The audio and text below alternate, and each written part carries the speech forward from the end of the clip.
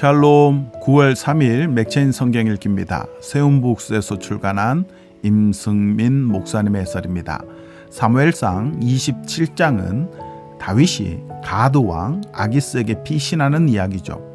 다윗이 사울을 피해 블레셋 사람들의 땅으로 도망갑니다. 기가 막힐 노릇이죠. 블레셋과의 전투로 명성을 얻은 다윗이 이제 블레셋을 의지하려고 합니다. 아니나 다를까 사울은 다윗이 블레셋 땅으로 들어갔다는 소식을 들은 후 추격을 포기하죠. 다윗은 아기스에게 지방 성읍 한 곳에서 살게 해달라고 요청하죠. 그 와중에 이스라엘을 괴롭히던 몇 족속들을 칩니다. 비록 사는 곳은 블레셋 땅이었지만 다윗은 자신의 정체성을 잊지 않았죠. 그러나 생존을 위해 거짓말을 합니다. 아기스에게는 유다 땅을 침략하고 왔다고 말한 겁니다. 아기스가 다윗을 믿습니다. 이스라엘의 왕 사울은 믿지 못한 다윗을 가드 왕 아기스는 믿고 있습니다. 다윗의 심정이 어떠했을까요? 거짓말로 연명해야 하는 자기의 운명을 원망했을까요? 그러나 다윗의 도망자 생활은 이제 얼마 남지 않았습니다. 하나님께서 그를 높이실 겁니다. 고린도전서 8장은 덕을 세우는 사랑의 중요성을 가르치죠. 누군가가 우상에게 바쳐진 제물을 먹어야 하느냐, 먹지 말아야 하느냐를 놓고 질문합니다. 사실 이것을 먹어도 되고 안 먹어도 됩니다. 음식이 사람을 더럽게 만들지 못하기 때문이죠. 이것을 아는 사람은 우상 제물을 자유롭게 먹었습니다. 그러나 우상 제물을 먹는 일을 양심에 걸려하는 사람도 있었죠. 우상 제물을 자유롭게 먹는 사람을 보면서 시험에 들었습니다. 그런데 이것이 아무것도 아니라면서 일부러 그 사람 앞에서 더 우상 제물을 먹는 사람도 있었습니다. 자기가 알고 있는 지식으로 형제를 세우기보다는 시험에 빠지게 만든 겁니다. 바울은 이와 같은 행위를 다음과 같이 평가하죠. 12절에 너희가 형제에게 죄를 지어 그 약한 양심을 상하게 하는 것이 곧 그리스도에게 죄를 짓는 것이니라.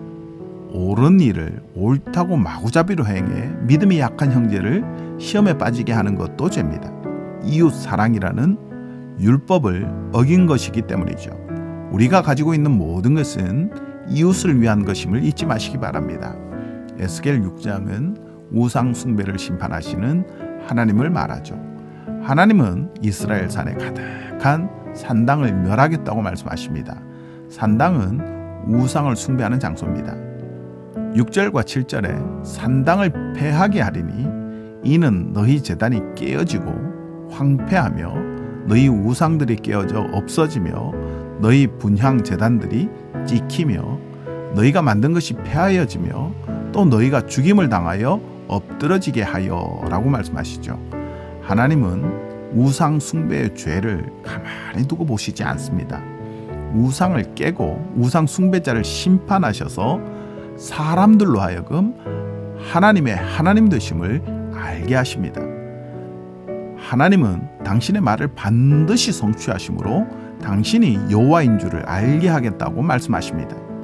장난으로라도 우상 숭배를 해서는 안 됩니다. 미신적인 행위를 해서도 안 되죠.